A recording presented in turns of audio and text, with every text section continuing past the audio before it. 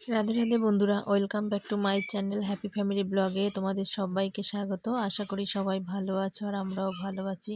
তো দেখো, সকাল সকালই ব্লগটি শুরু করে দিয়েছি। আর আমার গপু দেখো, ও তো সবার আগে ওঠে, মানে ওর 5টার সময় ঘুম ভেঙে যায় প্রতিদিনই। আর ও উঠে মানে আমাদের কাউকেই ঘুমোতে দেয় না। কিন্তু এই শীতের মধ্যে দেখো বেরিয়ে কি করব, সেই জন্য বেরোই না, ভেতরেই মানে মশারির ভেতরেই থাকি। তো যখন 6টা বা 6:30 বাজে তখন আমি উঠি, আর তোমাদের দাদা ভাই উঠে সকালে ওই সব কাজকর্ম করে রেখে যায়। কারণ কি, ও জানে যে না, আমি সময় টাইম পাবো না। আর এইদিকে দেখো, চা করে তোমাদের দাদা ভাই আমাকে ডাকছে যে এসো চা খাবে। তো তারপরে চলে গেলাম চা খেতে। আর রান্না বান্না ওই করেছে, তো সকালে এক সবজি ভাত করে ও রেখে যায়। তারপরে আমি ধীরে সুস্থে ওকে নিয়ে সারাদিন কাটে আমার। তারপর আমরা চা খাচ্ছি। আর এই দেখো, আমার গপু তো একদম খাবার জন্য খুব ব্যস্ত। আর ও মানে বিস্কিট চায়ে ডুবিয়ে খেতে হয়, সেটাও ভালো করেই জানে। তো আবার ও নিজেই মানে বিস্কুটটা ভিজাতে যাচ্ছে চায়ের মধ্যে। আবার আমি জিজ্ঞাসা করছি যে চায়ে ডুবিয়ে খেতে হয়, বলছে হ্যাঁ। মানে এত পাকা পাকা কথা বলে, মানে এখন তো কথা বলতে পারে না, কিন্তু ও সব বোঝে। আর দেখো, এই করতে করতেই পুরো 1 বোতল জল ও গায়ে পুরো ঢেলে দিয়েছে। আর এখন না বোতলের ছিপি খুলতে শিখে গেছে। একা একাই কিভাবে ঘুরিয়ে ঘুরিয়ে না ছিপিটা খুলে দিয়েছে, দিয়ে পুরো গায়ে ঢেলে দিয়েছে। দিয়ে আমি জামা কাপড় চেঞ্জ করে দিয়েছি। আর দেখো, এখন তোমাদের দাদাভাই তার মধ্যে স্নান টান করে রেডি একদম। তো খাওয়া দাওয়া হয়ে গেছে সব কিছু। এবার একবার গপু এগোতে যাবে, কারণ কি প্রতিদিনই তোমার দাদা ভাইকে মানে ছাড়তে যাই আমরা রাস্তায়, সামনেই রাস্তা। তো আমরা এটুকু যাচ্ছি, তো এখন দেখো তোমার দাদা ভাইয়ের কোলে যাবে, সেই জন্য এরকম করছে।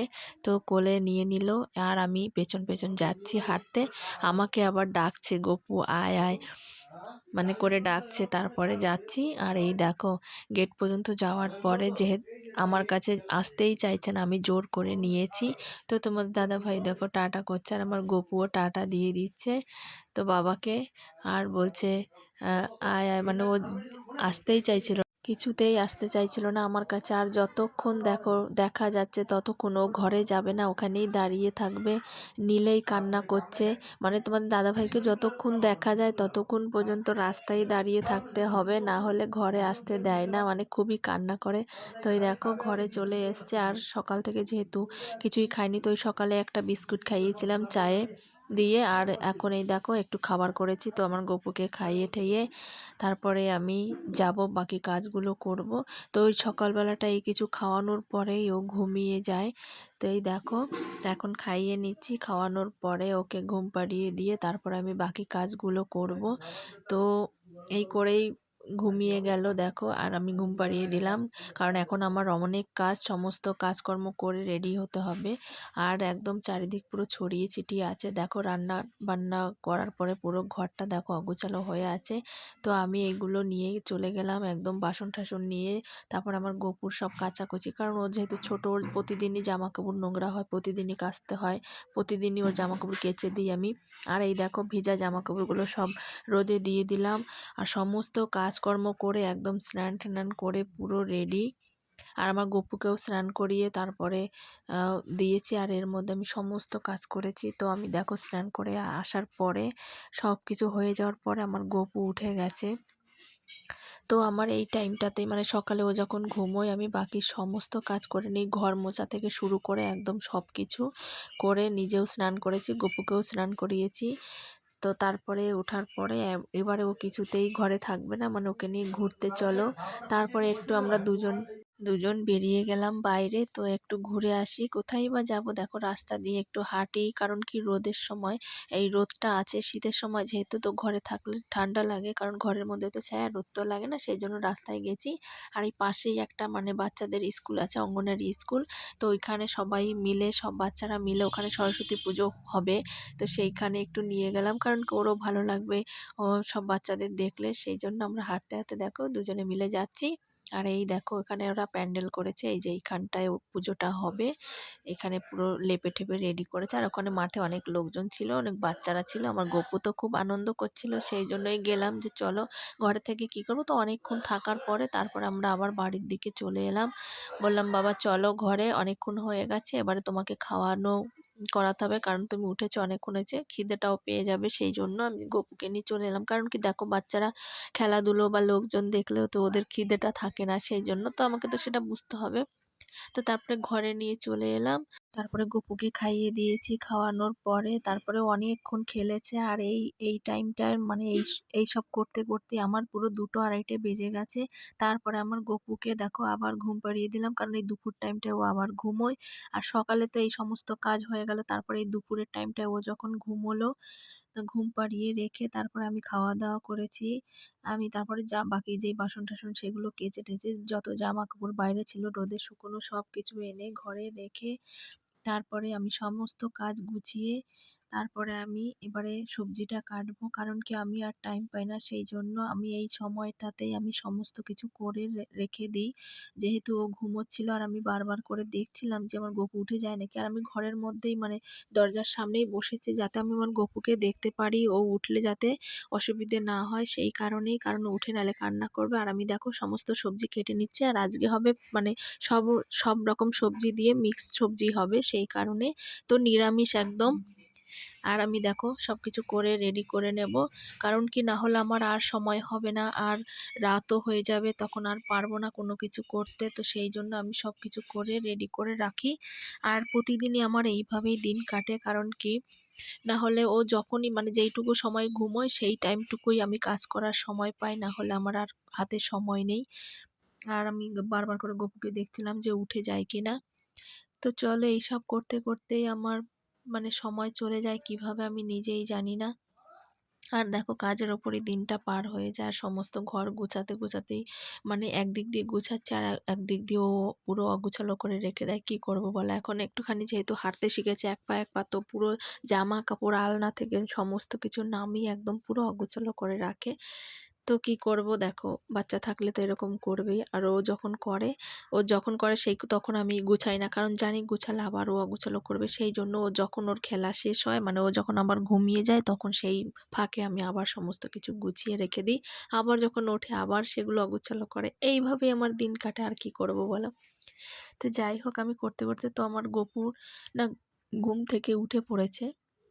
আর এই দুটো টাইমই ও ঘুমোয়, মানে সকালে একবার আর দুপুরে একবার। তো এই সময়ের মধ্যেই আমাকে সমস্ত কিছু করতে হয়।